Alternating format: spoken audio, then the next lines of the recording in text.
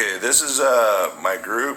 My name is John Mahoney, and I'm going to give the persuasive speech. I have roughly 8 people in here, so plenty of people, so I'm not lacking individuals. Okay? Let me just make sure I'm in that, okay? Alright, I'm John Mahoney. Have you ever thought about getting up early? Is it a necessity thing to get up early? Well, some people say no. But, it's a lot of chaos if you don't get up early, because you're always in a rush, right? If you're in a rush, you forget things, you don't do things like you should, you leave your bag at home, you don't get to work on time, you don't get to school on time, so on and so forth. The best thing to do is get out of bed early and just go and say, I need to do this.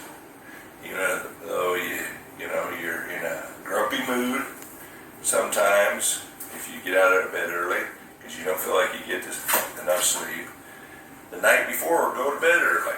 I know sometimes it's tough. The older you get, you don't want to go to bed early. But in general, if you get out of bed, you're more effective in school because you're more awake and you get a little breakfast in you. The psychologist, I forget his name, but he says if you eat breakfast in the morning, you will be more effective at your work and your school. So that's why the free breakfast at schools became effective in the whole United States, because they decided that by eating breakfast, you're more effective in learning. Now, is there a lot of chaos? Yes. If you get out of bed late, you're rushing, you miss the bus, your parents are yelling and screaming at you about getting your clothes on, getting out of bed, your hair isn't combed just right, so you look terrible and embarrasses them then when you get to school, so on and so forth. Another thing, if you get out of bed early, they say people with early bird kind of philosophies, not so much getting to school and tardy, have a 50% chance of graduating from high school. Okay? Even in the workforce, what happens when you get to work late? You lose your job after a while. You can only get written up so much, right? You don't perform, you don't get a good night's sleep. Excuse me. You don't get a good night's sleep. It's hard for you to do everything at the workforce, right? Mm-hmm. So there's a lot of pros and cons with it. Okay?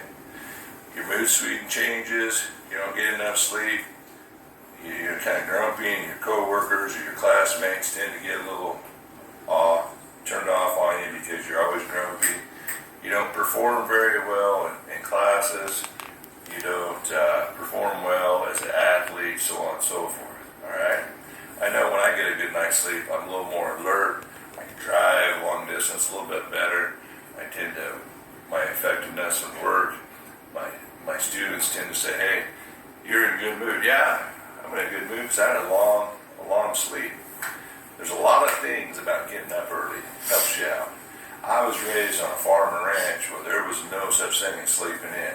Now, in my older age, I didn't sleep in on the weekends a little bit because during the week I had to get up early my whole life, 4 or 5 in the morning.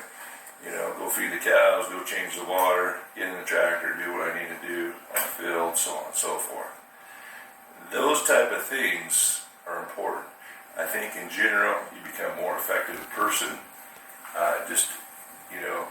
Even getting a degree in college, associate degree, you range from 30 to 50,000. A bachelor's 50 to 70 or so.